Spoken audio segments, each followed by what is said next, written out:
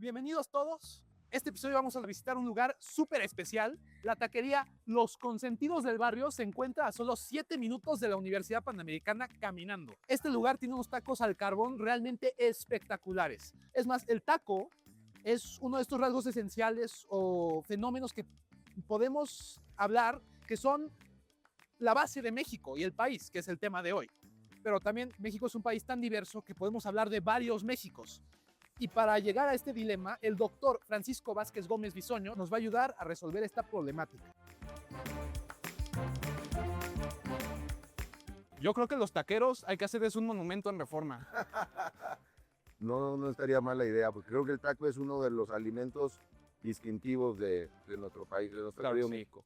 Un extranjero ve un taco en cualquier forma, en cualquier configuración, y dice México de inmediato, de inmediato. Así es. Entonces, yo creo que hay unos elementos del país o de la cultura o simplemente de la gente que son inmediatamente identificables con México.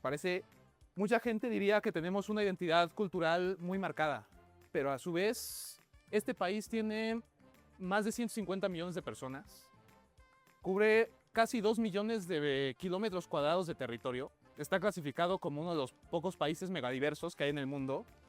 Entonces, eso naturalmente se debe traducir a una diversidad de ideas tremenda y una diversidad de interpretaciones brutal sobre lo que realmente es este país. No, bueno, sin duda, y además esa megadiversidad de la que hablas, luego suele hablarse mucho, repetirse mucho este cliché, ¿no? De que México son muchos Méxicos.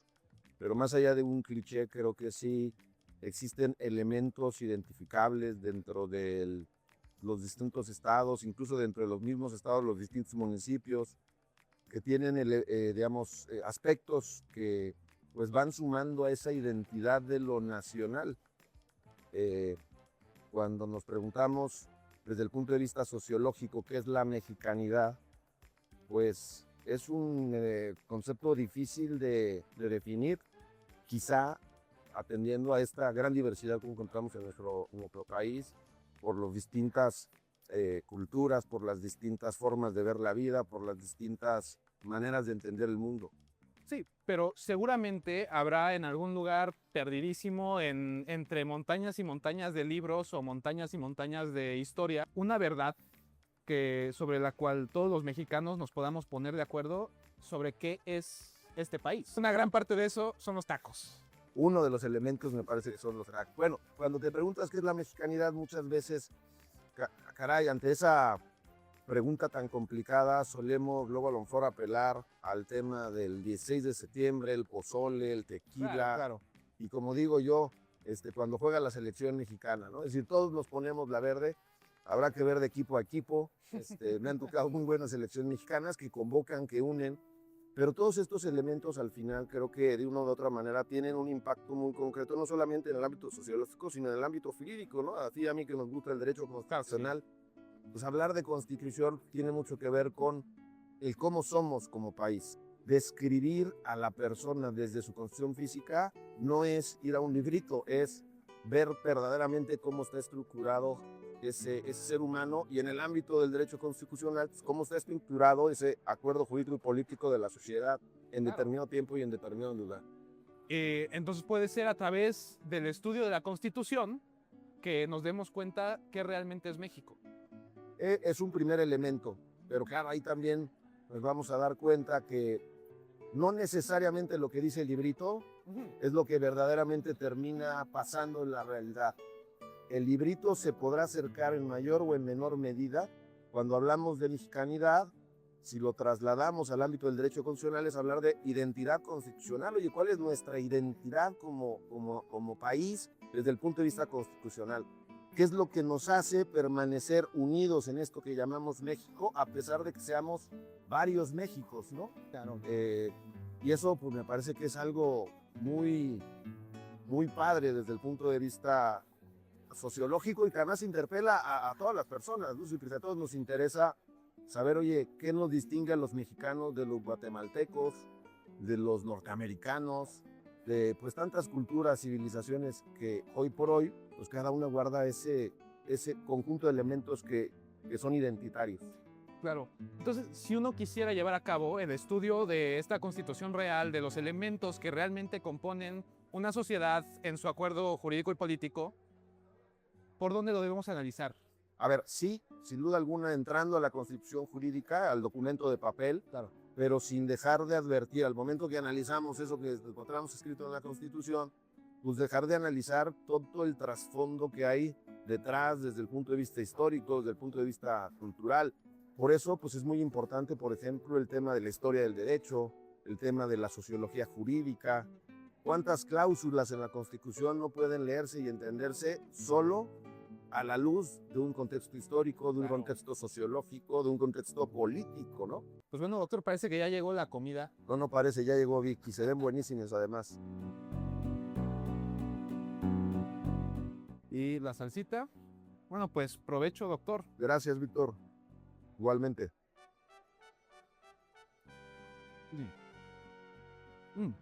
Y la salsa esta, si le gusta el picante, Buenísimo. está buenísimo. ¿A usted le gusta el picante, doctor? Sí, la verdad que sí. Claro. Otro de los elementos, ¿no? Quizá desde el punto de vista culinario, de comida, el tema del el Pues picante, sí. el chile, también muy identitario. Yo creo que todo extranjero sabe identificar que cuando un mexicano dice, nah, no pica nada, es que pica muchísimo. Pues recomendarles a nuestros amigos que nos ven que vengan aquí a los consentidos del barrio en la zona pues, de Mixcoac, justo muy cerquita de la Universidad Panamericana.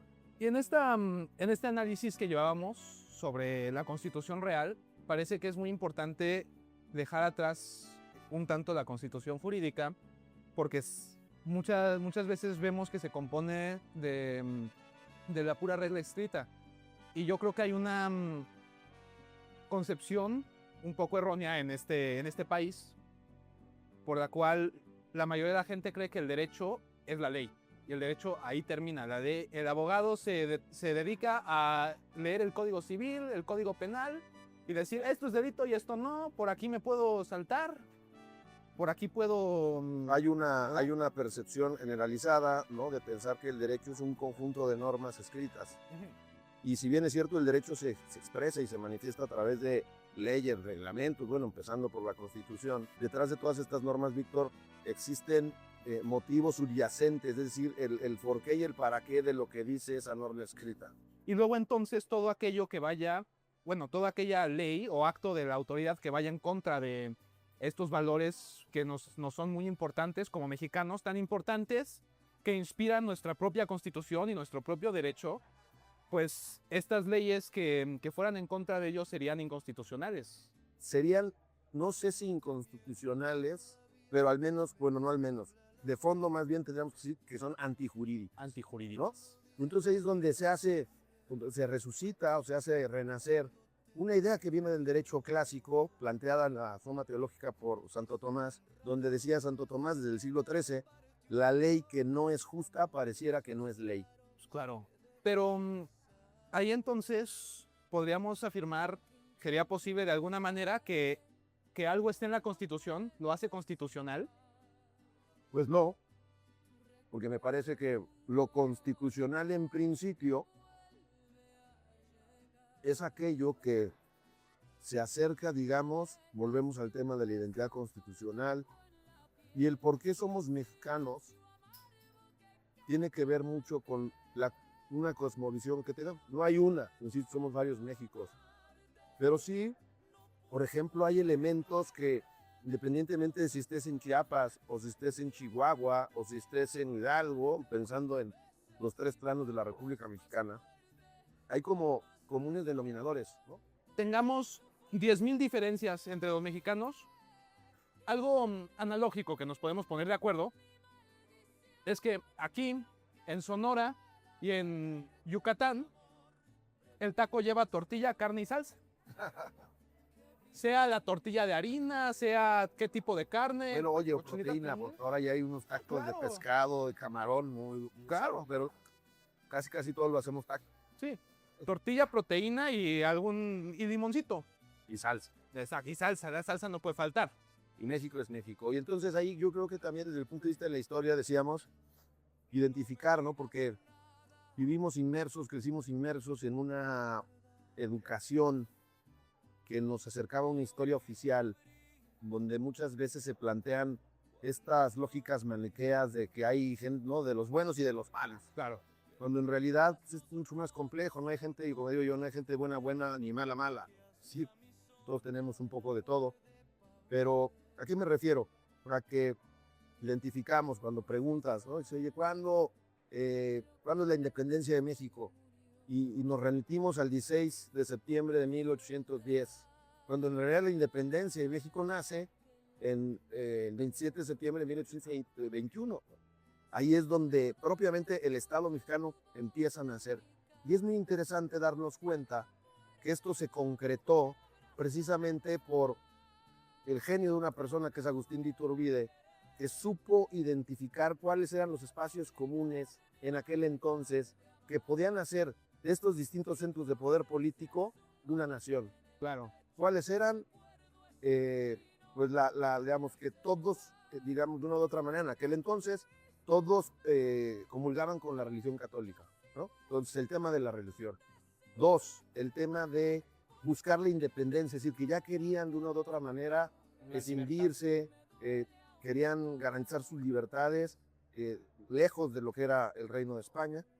Y además de la religión, además de la independencia, pues evidentemente el tema de pues la soberanía, el tema de es religión, independencia y unión. Ya. Unión. Entonces, estos tres temas, ¿no? Que son la religión, ¿no? La protección a la religión católica en aquel entonces. Segundo, la independencia, buscar la independencia del reino español. Y tercero, la unión, ¿no? Sí. Y cuando se plantean estos tres puntos, los distintos centros de poder político dicen, oye, yo le entro a ese proyecto. Y eso es lo que configura México, a pesar de que los distintos centros de poder político eran claramente diversos. Y por eso el ejército de las tres garantías Las tres garantías, religión, independencia, unión. Fue el que pudo realmente llevar a cabo el final o la acumulación del movimiento que dio independencia a nuestra nación. A nuestra nación, lo que hoy es México. Pero luego, fíjate donde entra el tema de la historia oficial, ¿no? Sí, claro. No sé qué le enseñaron a nuestro auditorio, a ti, pero yo recuerdo que en los libros de texto de historia de primaria, uno leía que estas tres garantías que luego dieron lugar, y ahí es donde está la genialidad de Iturbide, no solamente lo planteó desde el punto de vista como proyecto político, sino que además lo pudo ilustrar a través de una bandera que es la bandera trigarante, sí. Blanco, rojo, verde. Cada una de estas garantías era identificada con un color. Luego abrían los libros de texto y te decían, ¿no?, que el verde significaba los montes, ¿no?, sí, de la los geografía bosques mexicana, sí. Los bosques. El blanco, la pureza de nuestros ideales, y el rojo, la sangre que derramaron los señores, las personas que nos dieron patria, ¿no?, los padres de la patria. Cuando esto no tiene absolutamente nada que ver con lo que es verdaderamente los fundamentos de nuestro país. A pesar de que Agustín Iturbide logró encontrar suficientes rasgos esenciales para crear la idea de un México, también fueron evolucionando con el tiempo. Sin duda. El periodo constituyente desde la independencia hasta, la muerte de Maximiliano, fue un momento en el que se fue decidiendo y se fue haciendo ese acuerdo jurídico y político que hoy por hoy conforma la Constitución. Así es. Entonces, por ejemplo, fuimos recogiendo estas ideas del Pacto Federal, de la democracia, por algún lado el laicismo, entre otras formas. De la laicidad, prefiero decir. La laicidad, precisamente. Lo veíamos en clase justamente.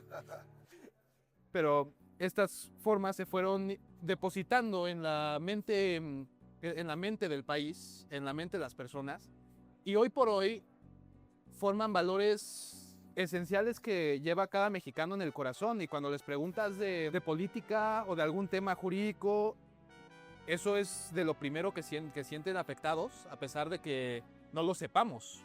Hoy por hoy lo que tú dices, o las ideas que tocas, a mí me gusta referirme a ellas como ideas fuerza. Ideas fuerza. que no son sencillas de identificar. Un proceso complejo de 1821 a 1867 que refería a la muerte de Maximiliano, la caída del Segundo Imperio mexicano, pues hubo muchas intentonas, es decir, la clase política, el país mismo no tenía claro cómo tenía que constituirse, y entonces a veces éramos centralistas y luego fuimos federalistas y luego volvemos a ser centralistas, intentamos un imperio, no nos salió, entonces fuimos a la república, pero luego hubo un segundo intento de imperio, tampoco salió. Una lógica de ensayo, de prueba, ¿no? De acierto y error. Hoy por hoy en el periodo constitucional, en donde pues ya tenemos claras estas ideas fuerza, que cuáles serían, somos un sistema federal, yo no entiendo a nadie, a pesar de que somos bastante centralistas, Claro, ¿no? claro. En los hechos, nadie pensaría en transitar a un régimen unitario, un régimen de Estado Y central. fíjese, en los hechos parece que sí tenemos un tema un poco centralista, parece que viene de la génesis un poco del país. El federalismo se creó en Estados Unidos en esta idea de que e pluribus unum, de muchos uno. En esa lógica, 13 colonias, 13 estados se juntaron para generar o para depositar facultades en un estado federal. Como tal, en México no pasó eso. Fue completamente al revés. Un estado se dividió, se separó en lo que hoy son 32 entidades y les pasó todas las facultades, excepto se quedó algunas. Estados Unidos son los estados, 13 colonias, los que forman la Constitución. En Claro. cambio, en México fue la Constitución la que crea los estados, porque los estados no existían. Claro. Eso ya trae, digamos, esta génesis un poco centralista, pero eso no quita la idea fuerza de federación. Entonces, federalismo es una idea fuerza. ¿Cuál es otra idea fuerza? República. República. Ya el tema del imperio, lo intentamos 2 veces, no cuajó, no salió. monarquía ya no. No veo a México pasado mañana siendo un imperio, siendo una monarquía. Claro, Además de que la monarquía hoy por hoy, en el contexto contemporáneo, no está como bien vista, no sé, como que Sí. tiene muchos más detractores que impulsores. Y las monarquías que hay hoy ya están muy moderadas, muy acercadas al concepto de Y la muy, república. muy arraigadas desde el punto de vista histórico y tradicional. Claro. Es decir, también así como decimos ahorita de México, oye, difícilmente seríamos un imperio, tampoco veo que Inglaterra o el Reino Unido transite a una república, porque incluso ya lo intentaron y tampoco les fue bien, ¿no? A mediados del siglo XVII. Sí. Entonces, vaya, la historia de los países, ¿no? Es de una u otra manera una de las vías más importantes para entender qué es la Constitución, más allá del librito. Ahora, partiendo del librito, esa historia te ayuda a darle como profundidad. Aparte nos acerca a otro tema muy importante, especialmente para el derecho, que ya habíamos comentado. El tema de las reglas contra los principios. O entender al derecho simplemente como aquello que se agota en la ley. La norma escrita. Porque la democracia como un sistema de conteo de votos, pues ¿para qué la ocupamos? La ocupamos para escribir leyes. La ocupamos para hacer efectivo esta voluntad del pueblo en un documento jurídico. En cambio, si la democracia la entendemos como un sistema de vida, los valores que hay detrás de ella, la libertad, la soberanía que recae en el pueblo, La igualdad, la vida, la claro, liquidad. toma fuerza. Todas estas valores que van detrás de la democracia toman fuerza y se hacen efectivos mediante este sistema de vida.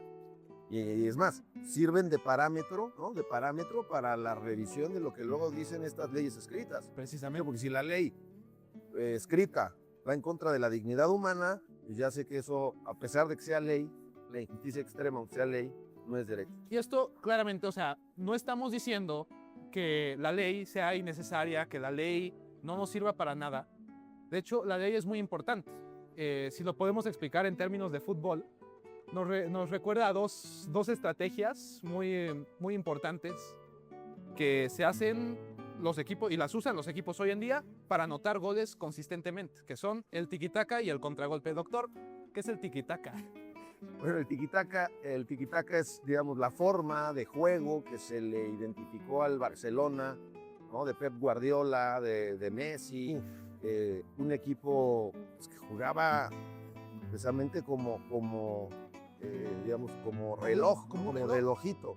El tiki-taka, por eso se llama así, es un estilo de juego que más bien impulsa el tener el balón, ¿no? El tener la posesión de la pelota, y él ir moviendo estratégicamente al equipo para llegar a meter gol. En cambio, el contragolpe, como es lineal, 2, 3 pases y ya estás rematando a la portería. Claro. ¿Cuál es mejor, cuál es peor? Son diferentes. Si lo sabes ejecutar, como ha habido equipos que lo han sabido ejecutar, son equipos campeones, son equipos ganadores y que anotan muchos goles. Pero finalmente, el mejor equipo es el que domine los dos. Combina los dos y entonces aquí viene la relación con el derecho. Claro. Cuando nos referimos a las normas escritas, las normas que están en los códigos, en las leyes, en los reglamentos, pues se acerca más a este estilo de juego del tiki-taka. ¿Por qué? Porque las normas son muy precisas en cuanto a lo que dicen y el tiki-taka lo que implica es ese conjunto de pases precisos, no perder el balón para poder llegar y meter gol. Sí. En cambio, los principios jurídicos, los principios de estas directrices que nos dicen está prohibida la esclavitud. Oye, ¿qué significa eso? Pues es como el pase, ¿no? El contragolpe, el pase de 40 metros que le permite a mi compañero llegar y meter gol en 4 segundos. Y hasta de vez en cuando podemos pasar de un contragolpe a un tiki-tac. Exactamente. Entonces, las reglas, las normas que nos dicen exactamente qué hacer, que funcionan como reloj, esta idea que entendía Kelsen como un sistema, nos dan control sobre las relaciones de las personas. Pero los principios son también importantes porque nos dan dirección. Nos dan dirección y nos ayudan a profundizar, ¿no? Claro. Volviendo con el tema del fútbol, pues es justamente ese pase, ¿no? Al espacio de 40 metros en donde el equipo contrario ya no supo ni por dónde le llegaste. Y claro, hablar de fútbol con el doctor Vázquez Gómez y de derecho, bueno, pues son materias que en su clase nos ha probado ser experto en las dos, a pesar de que se quejen los compañeros. Algo hay de eso. Toda mi vida fue fútbol y me gusta el fútbol. Y tú sepas, para que veas la imparcialidad y utilicé el tema del tiki-taka, pues de que yo le voy al Madrid, no le voy al Barcelona, y de hecho somos acérrimos rivales, pero en ese contexto, pues me sirvió mucho este modo de juego para hacer esta relación o esta diferencia entre las normas de regla y la norma de principio en el ámbito del derecho. Bueno, y todo esto lo recoge usted en su libro, ¿no? Fútbol y Derecho. Es correcto, que acaba de salir en el año mundialista, ¿no? Les invitamos a todos a leerlo. Fútbol y Derecho. No se trata, Víctor, de un libro que se meta con el tema de los reglamentos de la FIFA o de la Federación Mexicana de Fútbol. Aquí no voy a ver cómo compran jugadores y cómo transfieren a los jugadores. Para nada, lo que voy a ver es reflexiones que desde anécdotas, acontecimientos, modelos de juego en el fútbol nos pueden ayudar a entender de manera, digamos, muy coloquial, ¿no? Para el ciudadano de a pie, no necesita ser uno furista o haber estudiado derecho para poder entenderlo, pero sí nos permiten entender algunos principios y conceptos fundamentales a partir de los cuales está construido la reflexión jurídica. Claro, además el fútbol también llega a ser un elemento de estos culturales que hablábamos de la mexicaneidad. La selección mexicana, el ponte la verde. Nos ponemos la verde y ahorita en junio nos la vamos a volver a poner. Sin duda alguna. Y eso, fíjate qué interesante cómo esos que se ponen la verde, unos le van a la América y otros le van a las Chivas. Claro. Pero por 35 días vamos a hacer al mismo. Todos le vamos al mismo. A veces de las cosas como que explican esta idea de mexicanidad y que en el impacto del derecho constitucional decíamos de la identidad constitucional. Pues bueno, vayan a buscar Fútbol y Derecho a la librería Porrúa. Está en todas. También lo pueden descargar en Amazon. Pues doctor, muchas gracias por acompañarnos. Al contrario, Víctor. Yo creo que a partir de la comida, a partir de un simple taco, llegamos a una reflexión tan profunda sobre la naturaleza del país. La naturaleza, su constitución, su identidad. Y pues eso nos interpela a todos, porque todos somos mexicanos, por eso todos nos ponemos la verde. Pues sí. Pues muchas gracias por acompañarnos, doctor. Nos vemos. Muchas gracias. Nos vemos en clase. Seguro. Bueno, pues ya vimos que la comida es el verdadero combustible para la reflexión. Ya sé que los ejercicios mentales, especialmente los de derecho, son muy difíciles de entender o a veces muy pesados mentalmente, pero no hay que dejar de hacerlos. Por eso les recomiendo 1300 veces el libro del doctor Vázquez Gómez, que recoge este principio perfectamente. De mi parte es todo. Les mando un enorme abrazo y ¡provecho! Y aunque me duela quererte, mi amor, prefiero prefiero este dolor que vivir sin